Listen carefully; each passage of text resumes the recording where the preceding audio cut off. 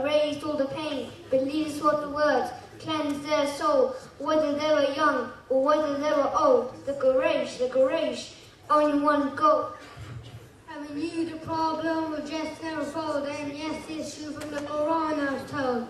Yeah, they would never listen, then at the end, we must read the Quran, has all the truth, all the courage that we want proof. They wanted proof for Quran, they wanted proof for Shaitan. They described our Prophet as a very clever player, but they knew they'd never seen any more truthful than Al-Amin. Secretly they wondered if the Quran was actually true. The Quran is a book sent for me, sent for you. In the end they couldn't resist, so they turned to Islam, and now they're the ones who are memorizing the Quran. The Quran shows light on matters, bringing us up in all the levels, like the rungs of a ladder, showing us Jannah isn't so much of a small matter.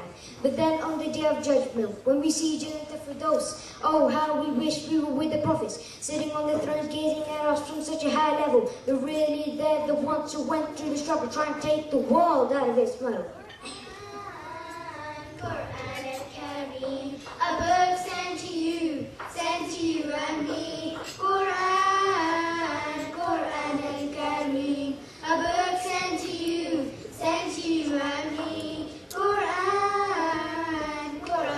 al-Kareem, a book sent to you and me. Quran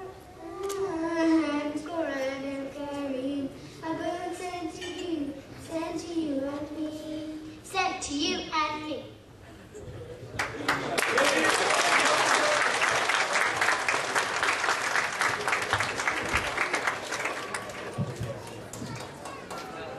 Jazakallah khair, students from YSF, and for all your hard work and efforts, and to all the teachers.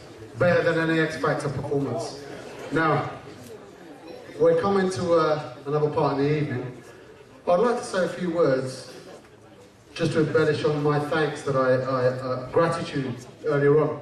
There's some members in the crowd sitting here today who are unsung heroes, who have helped the school and never received the accolade that they deserve.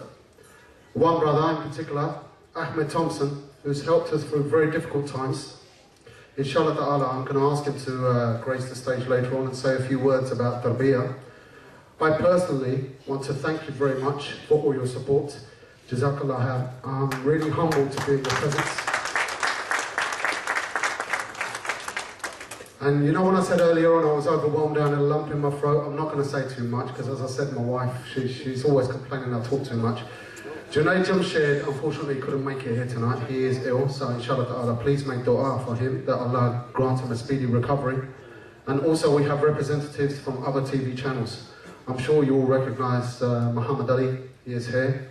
And I would like to thank him as well, because Islam Channel has shown many a program and has put Islamic Shakhsiyah Foundation on the map, so people in the community can access it through publicity. Jazakallah khair. Now, if you don't want to hear me sing, and my singing is even worse than my voice, I'm not going to replace Junaid Jamshed. Maybe Basharat, I heard he's a bit of a singer. I played a cricket match with him recently and he was singing all the way back this night. So I might get him to come on stage if we can raise him up in the auction. Very shortly we're going to be serving starters, so please bear with us and be patient. And most of all, the babies and the children. Subhanallah, I read something once and I was beside myself when I read this. And I just want to share this story with you. There was a time, Rasulullah sallallahu alayhi wa sallam, Ali Muhammad, he was doing a khutbah in Medina. And you can imagine the throngs and the masses of people in the crowds in the bearing heat in the sun. And he heard, Sami'a, he heard a small child crying while he was performing the salah. So he cut the salah short. And not only did he cut the salah short, he actually sought out this woman in the crowd. And the Sahaba, they were perplexed. What is Rasulullah doing? And he eventually found this woman, and he went up to her, and he actually apologized and asked for her welfare and her child's welfare and concern, and wanted to make sure that that child did not suffer any discomfort. When I read this, I was just truly amazed. I was brought up and born and bred in this country. Sometimes You know, when a child disturbs the salah, it renders an indifferent response from the imam. But this is the greatest imam of all time, and you saw his splendid nature come into fruition. He sought out this individual, this woman, who he didn't even know, and he apologized to her. This is Khatim al-Nabi, this is Rasulullah. When I read this, I just thought to myself, earlier on when I was driving up in the car today, I have to share this beautiful gem with you. This is just the epitome of the man, of his love and compassion that he had for children. And that's a very important thing, a part of tarbiyah, and that is what we're trying to establish at Islamic Shakhsiyah Foundation. I'm not going to say anything further now. The professionals have arrived. Rizwan Hussain, far better than myself, he's going to be doing the auction later on. Now, I also would like to say on that point, while you're enjoying your starters, I have a very special guest with me, a young brother. He won't like me saying this, but he works very hard in the community in Berkshire. He's an ex-semi-pro cricketer. He's played with some of the best players in the world, Shoaib, Akhtar, Brett Lee. I'm sure some of you won't recognise some of these names. But he's involved in international charities, and he works tirelessly in the community as a social worker as well, and other members of his family as well. He has brought some beautiful gems to auction here tonight, and I really hope and sincerely hope that we can partake in that together. Later on, our brother Rizwan Hussain from Islam Channel, who is very kindly came directly from another appointment, I understand. He's going to be helping us with the auction, because I'm absolutely terrible at those sort of things. So please enjoy your starters. And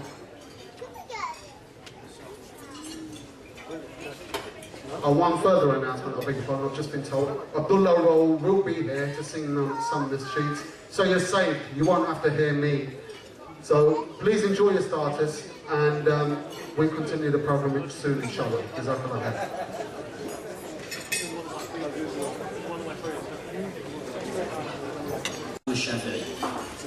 But we want to mention a small story of Imam Abu Hanifa rahimahullah ta'ala, that it might be related to tonight's event, and through this small story we might learn, inshallah ta'ala, a small benefit, I guess. Imam Abu Hanifa rahimahullah ta'ala had his masjid where he used to teach the students in Al-Kufa, one of the cities of Iraq. And you know, the state of Iraq in the Islamic history. So in the morning sessions, there were many young students who would regularly visit Al-Imam Abu Hanifa rahimahullah ta'ala. And as you know, whenever we mention the madhab of Imam Abu Hanifa rahimahullah ta'ala, it wasn't a madhab that is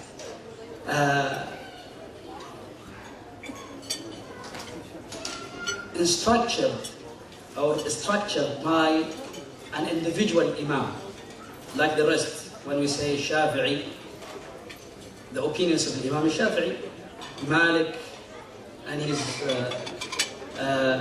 books, his students, but it was the opinion of Imam Malik and the madhab of Imam Malik. Ahmed bin Hanbal, the same thing. When it comes to Imam Abu Hanifa rahimahullah ta'ala, it was the opinions of Imam Abu Hanifa and Zufar and Abu Yusuf and Muhammad bin Hassan al-Shaybani. The work of those four great imams in the end makes the madhab of Imam Abu Hanifa, though it might be known as Abu Hanifa rahimahullah ta'ala's madhab. But inside the Hanafi madhab, okay, the sources might be not necessarily initiated by Imam Abu Hanifa rahimahullah ta'ala. Now we go inshallah ta'ala to a small story. So during the morning session, young students goes to Imam Abu Hanifa rahimahullah ta'ala wearing beautiful dress, thobe, with white hat, So that was really fascinating in Kufa. And every single Muslim family wanted actually their son, when they are in that age, to join. Okay, that's the students of Imam Abu Hanifa. But not every single one have the same vision. Not every single person has the same,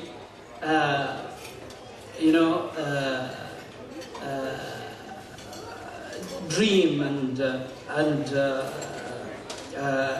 plan for their children.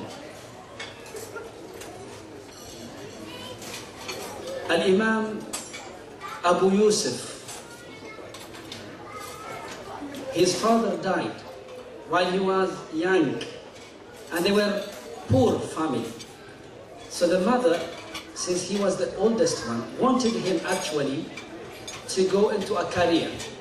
She wanted him to learn something, okay, that can help him to earn something, to help his mother, to raise his brothers.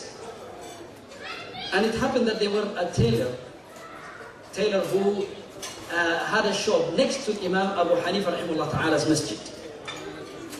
So look into Allah subhanahu wa ta'ala's plan.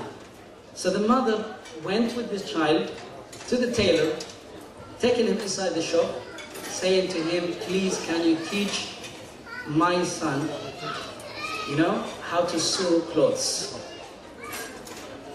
Okay? So the mother said, I cannot pay him anything if I am going to train him. She said, okay, no problem. But at the end of the day, once he is well trained, can you find a job for him? He said, yes. Okay? So now the mother shows her son where the shop is, and she requests him actually every single morning to leave the house and go to the man. He says, okay. So the first few days, he goes, but he's a child, and he sees other children who are in his age, wearing beautiful clothes, okay, passing the shop and going to the masjid.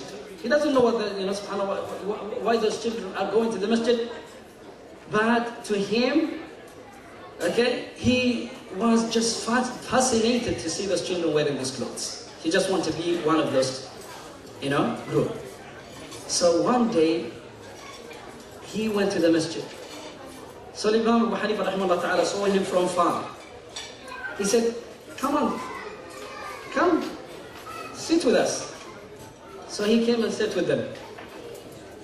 It's so beautiful to be around that, subhanAllah, group, and those children who recite the Quran, learn fiqh, hadith, okay, and they are taken from the wisdom of this, old man.